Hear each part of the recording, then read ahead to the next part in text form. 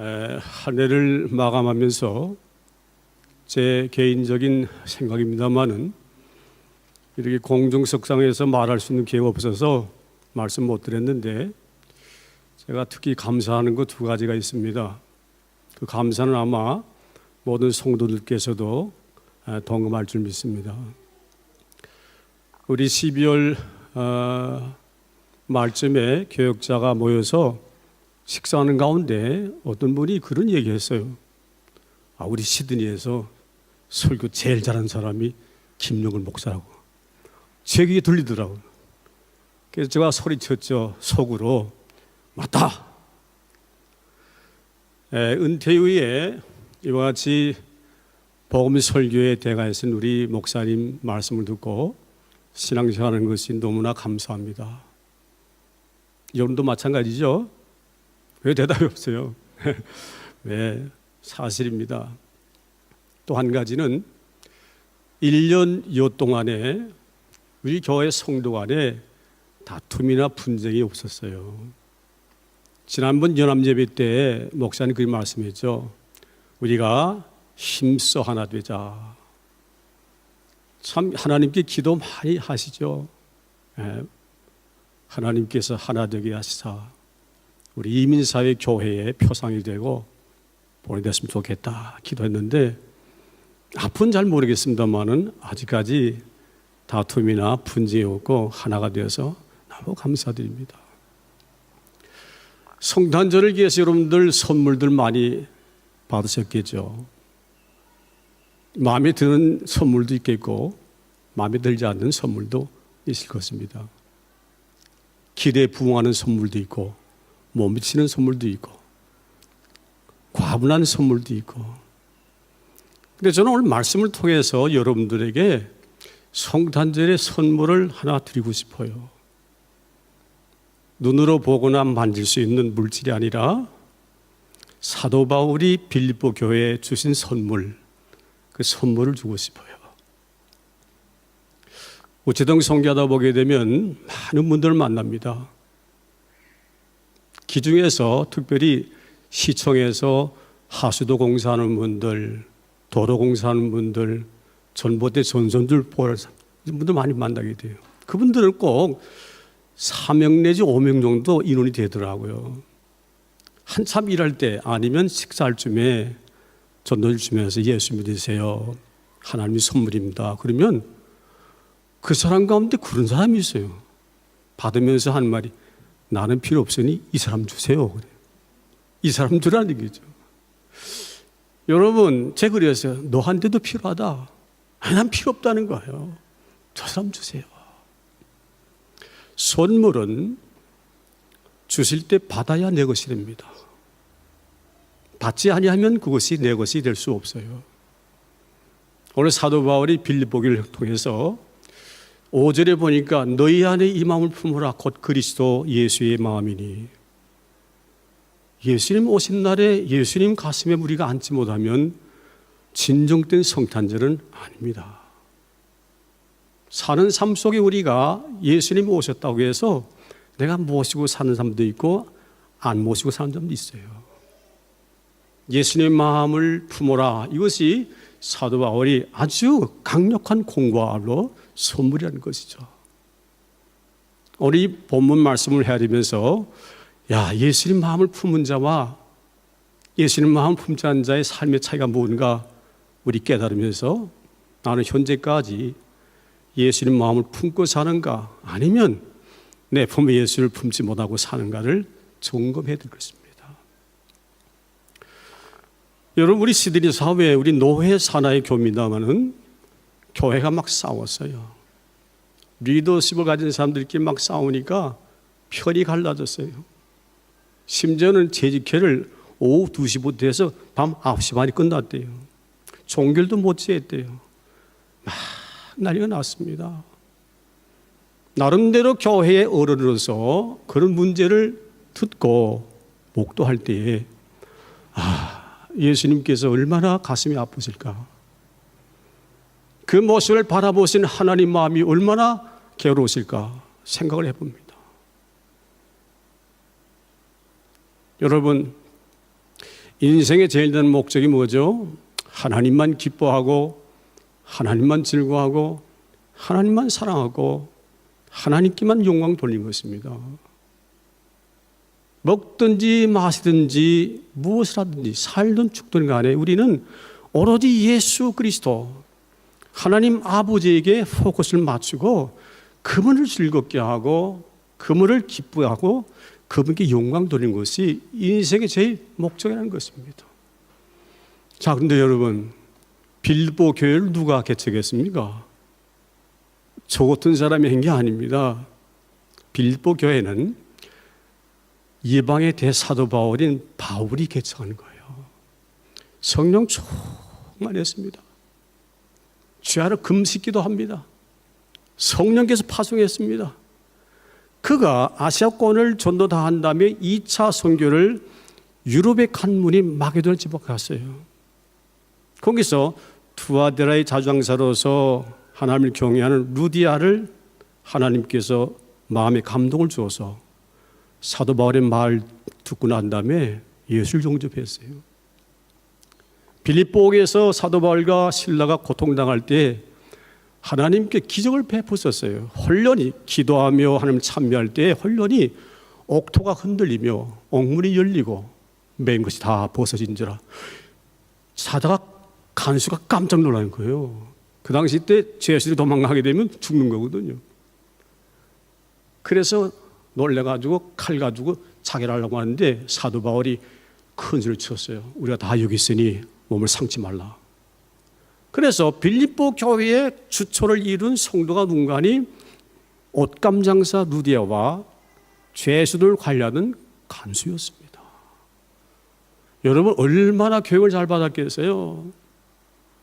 얼마나 성령 충만하여 하나님의 자녀로서 살아가는 크리스찬들의 윤리, 도덕 그리고 하나님과의 관계성에서 이런 모든 것들을 잘 배웠을 거예요. 그런데 여러분 이 빌립보 교회를 향해서 사도 바울이 한 말씀 들어보세요. 그러므로 그리스도 안에 무슨 권면이나 사랑의 무슨 위로나 성령의 무슨 교제나 긍휼과 자비가 있거든 마음을 같이하여 같은 사랑을 가지고 뜻을 합하며 한 마음 품고 모든 일에 다툼과 형을 하지 말고 오직 겸손한 마음으로 나보다 남을 낮게 여기고 각각 자기 일을 돌볼 뿐만 아니라 남의 일을 돌보아서 내 마음을 기쁨이 충만케 하라. 이렇게 살아는 것이 빌립보 교회 아니었습니다.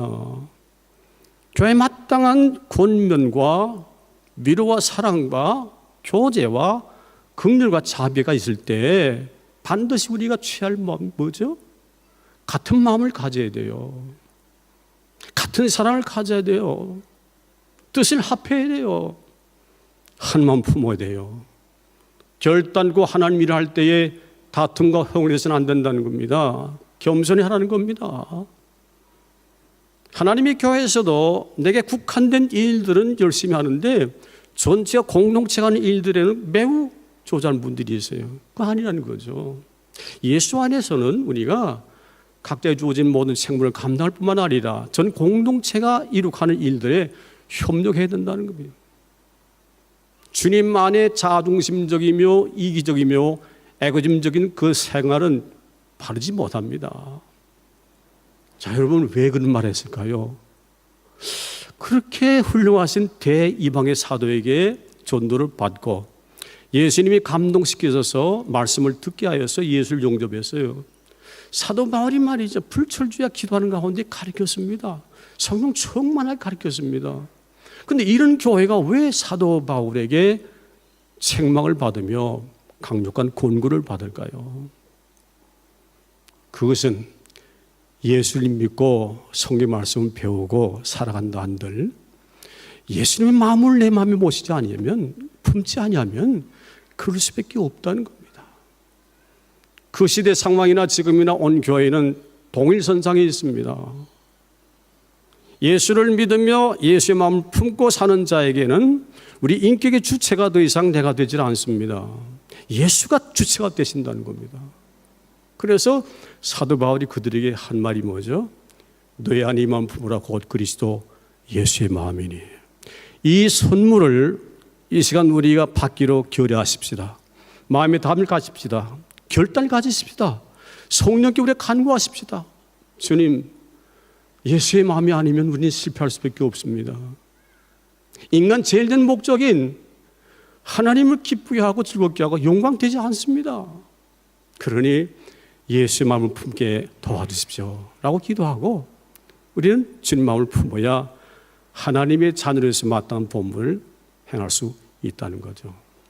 자, 이 말씀 가운데 저는 음미를 잘 해보세요. 너희 안에 이 마음을 품어라 곧 그리스도 예수의 마음이.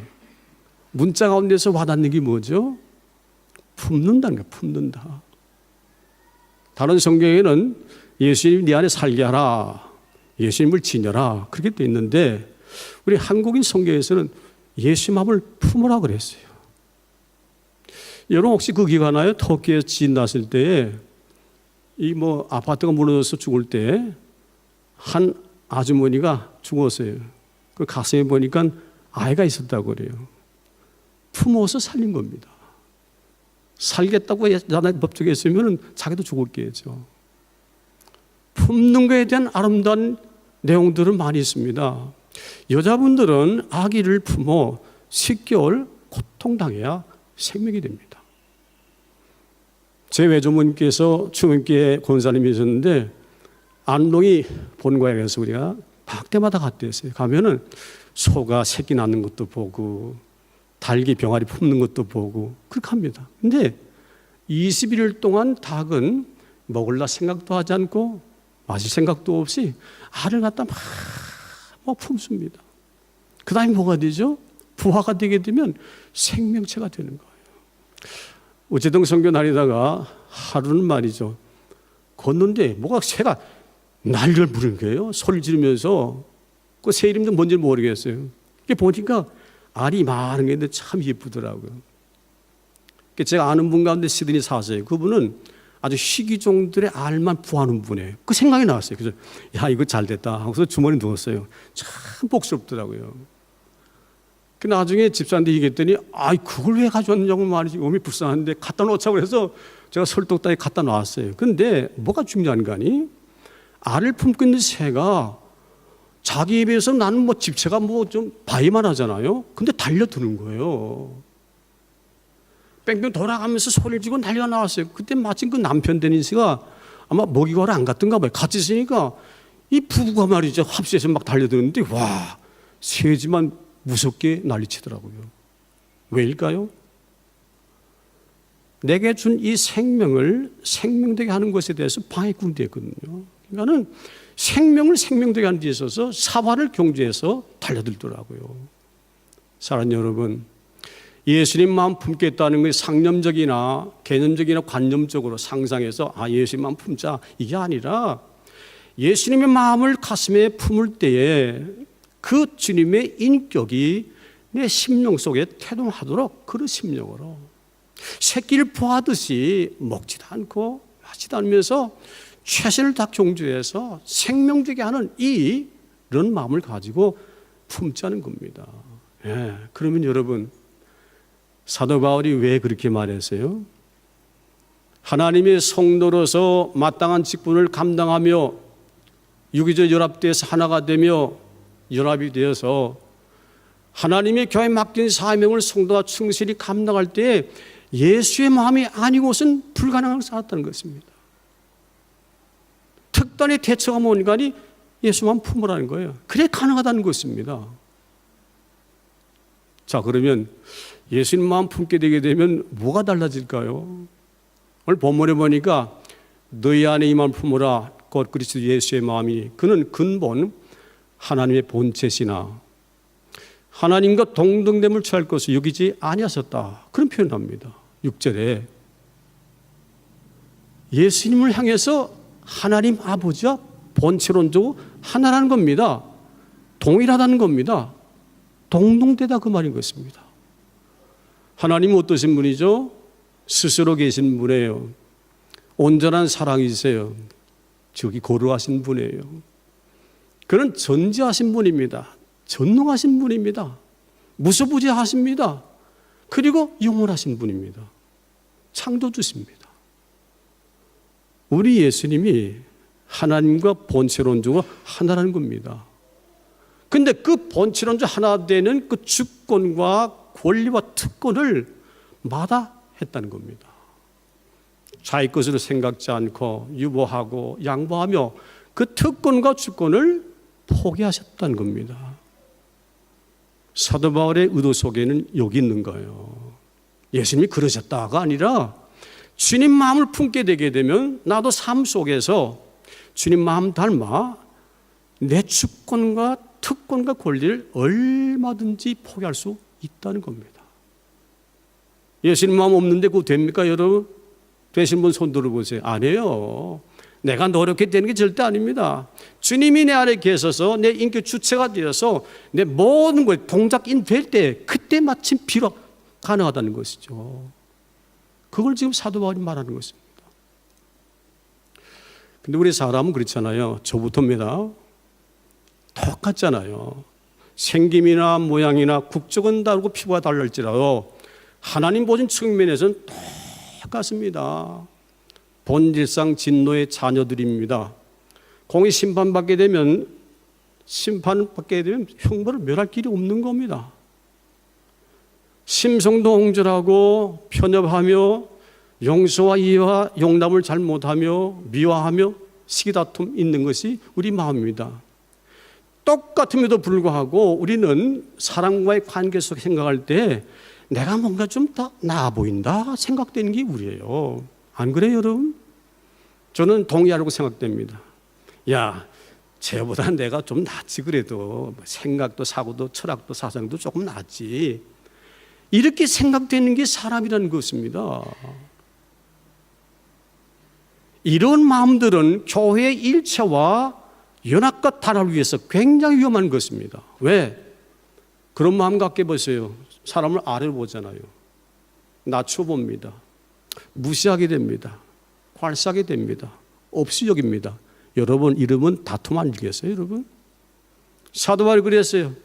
권면도 좋고 위로도 좋고 교제도 좋지만은 너희가 같은 마음을 가지고 하나님의 성전에서 일하고 교제할 때 허영과 다툼을 하지 말라는 겁니다. 네. 예수님만 품게 되게 되면 주님을 닮게 되는 거예요. 얼마든지 내가 가장 소중하게 생각되었던 것들도 주님께서 포기하도록 역사하신다는 겁니다. 그게 가능한 거예요, 여러분. 예수님께 뭐라 그랬죠? 나는 마음이 온유하고 겸손하니 내 몽에를 메고 나를 배우라. 그리하면 너희가 쉼을 얻으리라. 내 몽에는 쉽고 내 짐은 가벼우니라 그랬어요.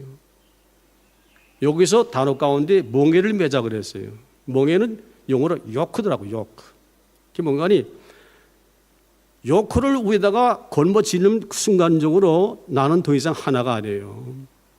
두 마리 소를 겨리를 매게 되게 되면 몽에를 매게 되게 되면 그 다음부터는 둘입니다.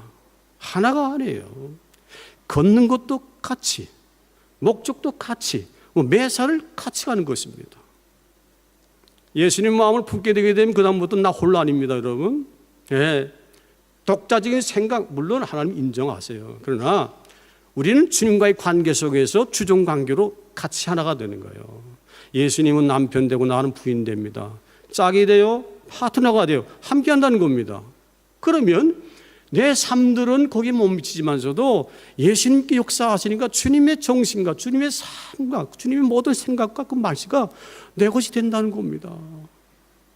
얼마나 쉬워요, 여러분. 여러분 용서가 잘 됩니까? 이해가 잘 되십니까? 관용을 잘 베풀으세요? 아니죠. 원수도 사랑하래서 사랑이 잘 됩니까? 안 돼요. 불가능하다 생각돼도 과언은 아닙니다. 그러나 예수님 말씀 뭐예요? 몽에를 같이 매면 내 몽에는 쉽고 내 짐은 가볍다 그랬어요. 누가 해줘요? 예수님이 하게 하신다는 겁니다. 우리 그걸 믿는 거예요, 여러분. 나를 믿는 게 아니에요, 여러분. 주님 믿음으로 살다 할지라도 주님 마음이 내 안에 역사치 아니하면 품지 아니하게 되면 자행자진입니다. 내 멋대로입니다. 내 이성자예요. 내 기분대로 사는 게 감정대로. 근데 주님과 함께 몽회를 매게 되면 그다음부터 내 인격을 주도하시고 인도하신 분이 주님이라는 겁니다. 가능하다는 겁니다. 여러분 월남에서 여기 이민 많이 왔잖아요. 한 분이 예배를 마치고 나서 그 얘기하더라고요. 목사님, 시속 1000km 달리는 비행기 봤습니까? 그래. 무슨 말인가? 이게 또 무슨 말이야 했더니 자기는 봤대요. 1시간에 1000km 달리는 파리를 봤다고 그러는 거예요. 그런 파리가 세상 어딨냐 했더니 그 월남에서 올 때 비행기 같이 타고 왔대요. 그 비행기는 시속 1000km라는 거죠. 참 의미 있는 얘기예요. 여러분 왜일까요? 우리는 말이죠, 원산할 수 없어요. 불가능해요. 누가 해요? 예수님이 하시게 하는 거예요. 그 비행기 편승만 되니까 1000km를 왔어요, 여러분. 마찬가지예요, 여러분. 원리가 그렇습니다. 나는 불가능해요. 나를 놔두게 하신 분은 하나님이시라. 예. 여러분, 이 말의 강조를 100번 해도 과하지 않습니다. 우리의 관건은, 우리의 크리스찬도의 삶에 있어서 가장 중요한 것은 뭐니 해도 예수 마음을 품는 것입니다. 예. 예수 믿어요. 그러나 각각 사는 자가 많잖아요.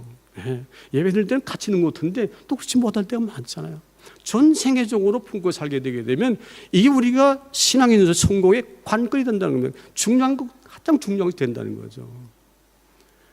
좀 더 실감나기 위해서 하나 더 예를 듭니다. 우리가 부흥 집회, 연합 예배 때마다 거기 가서 예배를 드렸거든요. 그때 버스를 탔는가 같이 갔는데 오다가 저 실버 돌아가다 올라오는 길에 자동차 멈추는 거예요. 봤더니 거기에 휘발유가 하나도 없더라고요. 그래서 말이 난리가 나고 차를 세워놓고 많이 깡통 들고 택시 타고 왔다 갔다 그렇게 했어요. 자동차를 움직이는 그 수단과 방법 가운데 가장 중요한 게 뭐죠? 다들 다 중요하지만 휘발유가 있어야 돼요. 배터리가 있어야 돼요. 그거 없으니까 힘들더라고요. 자동차의 기능과 목적이 뭡니까? 옮기는 수단이잖아요. 어쨌든 생각할 때 3시간 반 지로 가도 110km 가도 이놈이 숨 차지 않아요. 예? 무거운 짐을 싣고 같이 타고 왔는데도 막 달리는 거예요. 거기 있어야 마땅한 휘발유나 배터리가 없으면은 고철이에요. 1500km가 애물단지가 되는 거예요. 왜 말씀드리죠? 극단적인 표현입니다. 예수를 믿어도 우리가 삶 속에서 예수를 품고 살지 못하면 우리는 이 배터리가 없는 차와 같아요. 휘발유가 없는 차와 같다는 겁니다. 보기는 차예요, 여러분. 모양은 차인데 차의 기능을 발휘하지 못하게 되면 그게 차입니까? 아니잖아요. 신앙인도 마찬가지예요. 주님이 나 계실 때 우리는 주님께서 원하신 바대로 성도로서 기능 역할을 감당할 수 있다는 겁니다. 상대적으로 그 없이는 참다운 성도의 기능 역할을 감당할 수 없다는 결론이 나오는 것입니다. 자, 그러면 예수님 함께 되게 되면 어떻게 변화할까요? 자기 주권을 다 포기해버려요. 두 번째 뭐죠? 오히려 자기를 비워 종의 형체를 가지사 사람같이 되었고 사람 모양으로 나타나셨으니 이는 자기를 낮추시고 죽기까지 복종하셨으니 십자가에 죽으심이라. 그런 표현이었어요. 여기서 가장 진한 표현을 뭐라고 보십니까? 십자가의 죽음이죠. 여러분, 예수님께서 인카네이션에서 오실 때에 자기의 권리를 포기치 말했으면 오실 수 없죠. 왜 그런 포기했을까요? 하나님 아버지 명령이에요. 명령에 순종하기 위해서 그는 포기한 것입니다. 왜 자기를 비웠습니까? 왜 자기를 낮추었습니까? 왜 십자가 죽기까지 복종했습니까? 이게 아니면 아버지가 보내실 때 근본 목적을 성취할 수 없다는 겁니다. 이 순찰을 거치지 않고 마침내 십자가에 죽지 않게 되면 우리 구원의 대상이 못 되는 거예요. 구원할 수 없다는 것입니다. 여러분, 사람들 가운데 아름다운 모습이 뭡니까? 낮아지는 겁니다. 낮아지는 겁니다. 사람은 근데 저부터 이상하게 스스로 높이려고 그러거든요. 네? 스스로 높이려고 그래요. 예수님 우리에게 말씀하잖아요. 내가 높아지고 원하느냐? 낮아져라. 크기를 원하느냐? 작아져라. 섬김을 바라느냐? 섬겨라. 역설적이죠. 그래서 사람의 생각은, 주님 마음이 없는 자들은 사람의 생각대로 살아가는 거예요. 내가 자꾸 높아지라는 거예요. 주님은 뭐죠? 낮아지신 거예요, 여러분. 우리의 삶 가운데 교만이 계십니까? 주님을 품고 사는 사람의 특징 중에 하나인 것입니다. 스스로 자만 고만 불선하고 오만합니까? 이거 예수 마음이 없는 자의 특징이에요. 예수 마음 품게 되면 그게 달라진다는 것이죠. 여러분, 사람 가운데서 자랑하기를 좋아하잖아요. 그건 자기를 높이는 거랑 똑같은 겁니다. 자랑은 좀 금물이에요. 상대를 칭찬해주고 높여주는 거예요. 근데 우리는 본질 자체가 그게 잘 안 돼요. 자꾸만 높아지려고 그러잖아요. 예수님을 마음에 모시게 되면 우리는 자기를 비울 수 있고 낮출 수 있고 아버지의 명령에 주께 복종도 할 수 있다는 겁니다. 자, 그럼 여러분, 예수님께서 이와 같이 생명을 주시고 우리 생명 사실 때 우리에게 요구하는 바가 무엇일까요? 내 너를 위하여 십자가에 못 박혀 피 흘려 죽었거늘 넌 날 위해 뭘 하니? 라고 묻습니다. 저는 그래서 성도들에게 외치고 싶은 말 중에 하나가 뭔가니, 예수님을 찾을 때도 생명처럼 찾고 찬양할 때도 생명처럼 찬양하고 예배도 생명처럼 예배를 드리고 매사를 내게 생명 주시고, 그 생명이 보통 생명이에요? 하나님의 생명 주시고 사신 우리가 죽게 할 일이 뭐냐는 것입니다. 고귀하신 생명을 주시고 날 샀으면 우리도 상대적으로 그분에 의해서 생명을 바쳐서 매사 임해야 된다는 거죠. 너무 과도한 주문일까요? 아니라고 생각됩니다. 주님은 어떤 의미에서 그걸 바라실 거예요. 최선을 다 경주하되 목숨과 생명을 바쳐서 주님을 사랑하고 주님 명하신 바를 충성되게 순종하며 주님의 날들을 생명처럼 여기고 하나님 앞에 나오는 것이 바로 고귀한 생명 주신 주님의 마음이 아닐까 생각되는 겁니다. 여러분, 우리 맏딸이 결혼할 때 윤영주 장로님의 자녀분들이 특성했습니다. 근데 특성도 잘했지만 더 감사한 건 그를 훌륭한 분이 축하를 해줬다고 하는 것입니다. 여러분, 윤영 장로님이 60년도 때 말이죠, 대학인 가수로서 인기가 참 높았댔습니다. 지금도 마찬가지지만은 연세가 들어서서. 근데 그가 예수님 명령이, 지상 명령이 뭐죠? 전도하는 거잖아요. 뺀질뺀질한 그 찐빵, 한국의 구장 유명한 그 카피라이터 이만재 씨를 전도할 때 애를 많이 먹었더라고요. 일 마치고 시간만 생기면 찾아갑니다. 식사 같이 합니다. 시간을 투자하고 열정을 투자하고 또 밥값을 내고 테이프 사주고 성경 사주고, 와, 숨가쁘더라고요. 숨가쁘. 그분의 고백입니다. 나만큼은 예수 믿을 줄 알았는데 윤영동한테 전도받아서 믿는다는 거예요.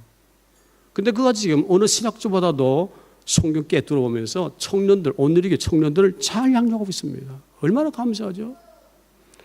전도에도 생명을 바치듯이 해야 된다는 겁니다. 또 하나는 뭔가니, 이분은 말이죠, 지금 세계적으로 750만 디아스포라 있잖아요. 한국인들 가는 데마다 교회가 다 있잖아요. 근데 그분은 절대 고집하는 게 뭔가니, 교회 바로 옆에 숙소를 정하라 그렇게 한대요. 왜요? 외국 교회 가봐야 다 장가놨으니까 새벽기도 못 드리는데, 한국 교회는 새벽기도 하니까 새벽기도는 쌌습니다. 본교회 못 지켜도 그 교회 출석합니다. 여러분, 하나님께서 뭘 기뻐하겠습니까?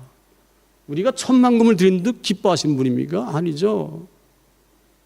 우리를 사랑함 같이 예수의 마음 가지고 생명처럼 여기는 전도, 생명처럼 여기는 예배, 하나님께서 기뻐하실 줄 믿습니다. 마지막입니다.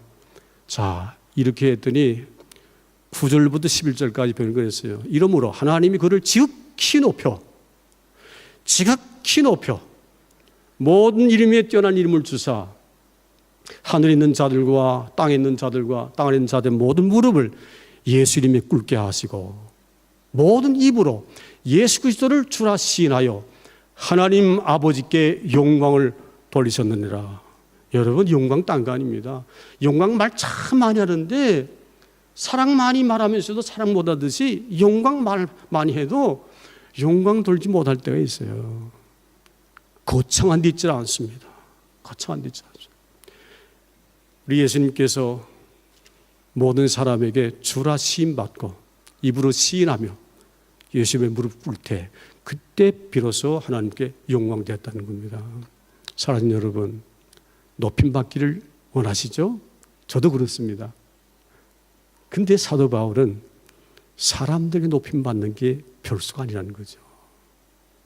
하나님께 집중해서 하나님 관심을 초집중해서 하나님이 기뻐하시는 일들을 해가시면 예수 그리스도 죽으셨을 때 그들을 방치했나요? 엘리니 라마 사막다니 어찌 나를 버리십니까? 히브리서는 그럽니다. 아버지 심히 통곡하며 괴로운 심령 기도했던 분이 주님이십니다. 십자가지기까지 낮아지시고 복종할 때 하나님은 지극히 높였다는 겁니다. 지극히 높였다는 겁니다. 하나님의 관심을 집중해야 됩니다. 여러분 박근혜 대통령 보세요. 그 그날에 출세했던 사람들이 다 배신하잖아요. 사람 높인 건 잠깐입니다. 하나님이 높이시게 되면 내릴 자가 없는 것입니다. 하나님 높이게 되면 파괴할 자가 없는 것입니다. 그의 손아래 있어 높임을 받을 때 이게 진짜 높임인 거죠. 그때 비로소 결론을 사도 바울이 모든 입으로 예수 그리스도를 주라 시인하여 하나님 아버지께 영광을 돌리셨느니라. 우리 예수님의 마음 품고 우리 이제 새로 출발하십니다. 저부터.